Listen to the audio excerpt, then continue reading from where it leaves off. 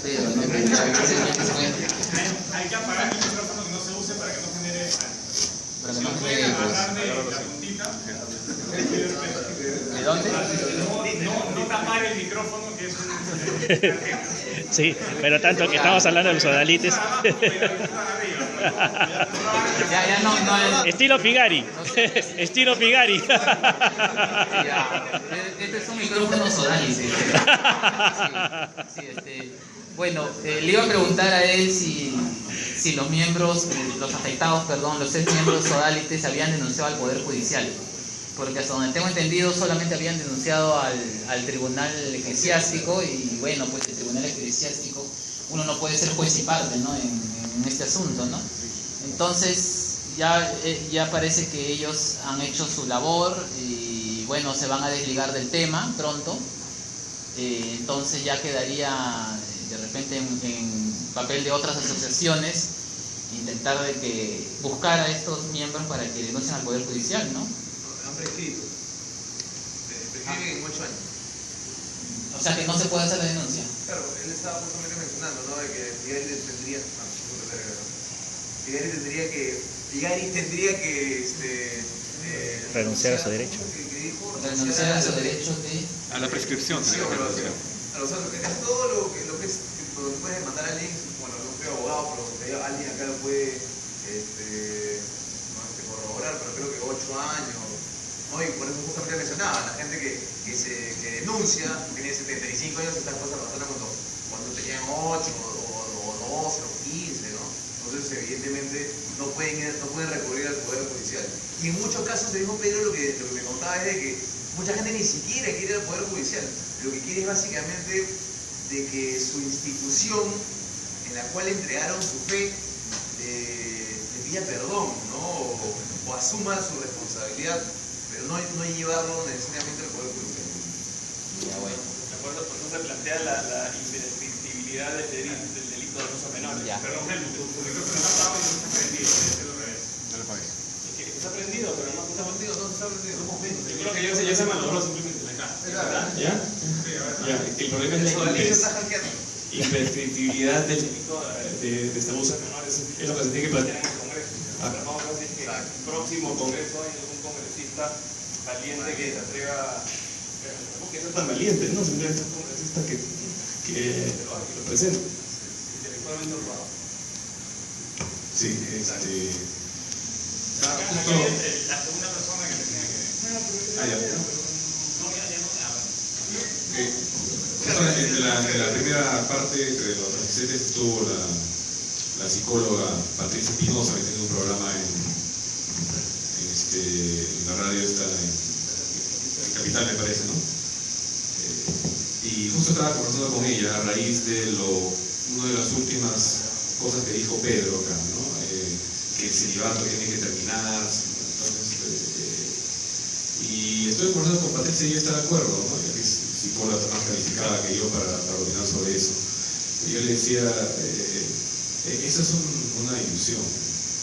El celibato fue instituido en el siglo XII en la Iglesia Católica a sangre y fuego, ¿no? El propio clero durante 200 años peleó fieramente contra esa medida, ¿no? De modo, ¿por qué? Porque durante, digamos, significa que durante los primeros 800 años de la Iglesia Católica, los sacerdotes se casaban y tenían sus familias. Esta decisión del celibato fue única y exclusivamente para que los curas oficialmente no pudieran tener herederos que reclamaran sus posesiones y por lo tanto todas las propiedades quedaban en la iglesia. Fue una decisión única y exclusivamente económica. Por otro lado, los reportes de pederastia en las iglesias cristianas protestantes, o sea, todo lo que no es católico, son de niveles muy similares. Y en las iglesias protestantes, los pastores sí se casan, tienen esposas e hijos. Pero la pederastia transcurre en niveles, creo que están un poco por debajo, pero digamos, de modo que olvídenlo si piensan que el celibato es la causa de esto.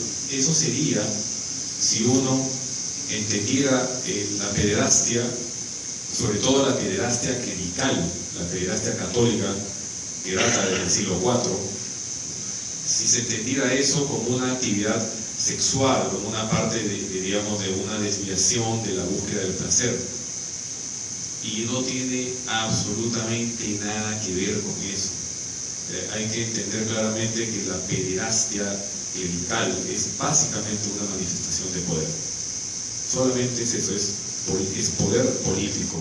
David Jallow, por ejemplo, el autor de este tremendo bestseller, En nombre de Dios, donde documenta y demuestra cómo asesinaron a Juan Pablo I. El Vaticano nunca pudo desmentir ese libro. Después hizo otro libro impresionante, un libro de más de 600 páginas sobre toda la podredumbre de Juan Pablo II, un libro que se llamó El poder y la gloria, un libro que hay que leerlo, algunas partes, sobre todo el capítulo de más de 100 páginas de la pederastia, hay que leerlo con el estómago vacío. Ya lo que en una entrevista posterior a la publicación de este segundo libro, comentaba pues que en el Vaticano ya en los últimos años, ¿no? La política de ascensos en la alta cúpula del Vaticano es una política que el que quiere ascender tiene que ponerse en posición recógeme y llavero ante el superior, ¿no? O sea, esa es la manera cómo se manejan los ascensos en la alta cúpula del Vaticano. Entonces, no estamos ante una cuestión de que qué raro que justo los desviados, ¿no?, de este tipo están en la iglesia. No es así. Es que la jerarquía, el tipo de manejo político dentro de estas organizaciones, ¿no?, lleva a estas manifestaciones. Es común, ¿no es cierto? Adrián, que ha leído mucho más que yo a Franz de Waal, ¿no?, el de tener presente que entre primates como los chimpancés, cuando un macho alfa va a manifestar su poder, el macho sub se le tiene que hincar para que el otro la aplique, ¿no? Así es. Y así es, se demuestra la autoridad y el poder en un nivel primate básico. O sea, eso no es una cuestión que se retuerce y que conscientemente no. O sea, es regresar digamos, a tendencias de lo más lejanamente enraizadas en nuestra constitución de especie, y eso es lo que está validando, ese es el proceder. Entonces olviden el celibato, eso no tiene nada que hacer en el asunto, esto no es sexualidad, es poder, es algo muy diferente. Tengan algunas opiniones. Quisiera hacer una breve interpretación, aparte de lo que dijiste, la institución del celibato en la Iglesia Católica fue más o menos por el siglo XI, ¿no? Y lo hicieron retroactivo, o sea, con una firma divorciaron a todos los curas, convirtieron a sus esposas de la noche a la mañana en concubinas y los hijos pasaron a ser propiedad de la iglesia. O sea, se hizo de una manera violenta, tanto como toda una rebelión en Alemania a las nuevas reglas. Jorge.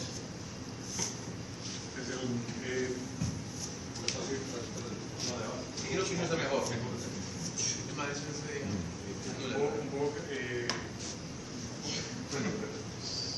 Un poco capitalizando sobre lo que dice Iván, yo creo que eso es una oportunidad, porque si es de verdad un tema tan troncal dentro de este tipo de organizaciones, la pederastia siempre van a tener un punto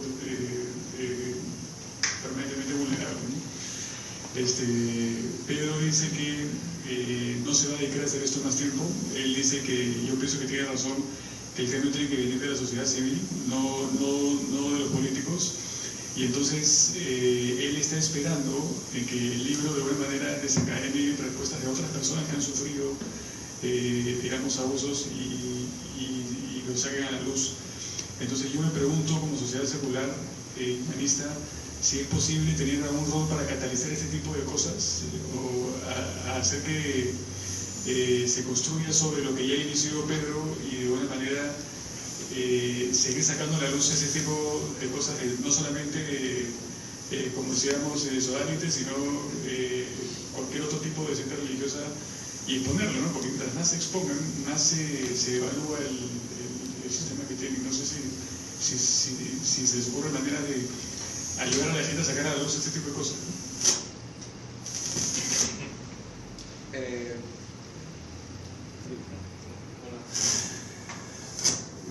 Proyectos como ese hay muchos, ¿no? Que se pueden hacer, ¿no? El problema de la sociedad secular humanista, yo creo que es la falta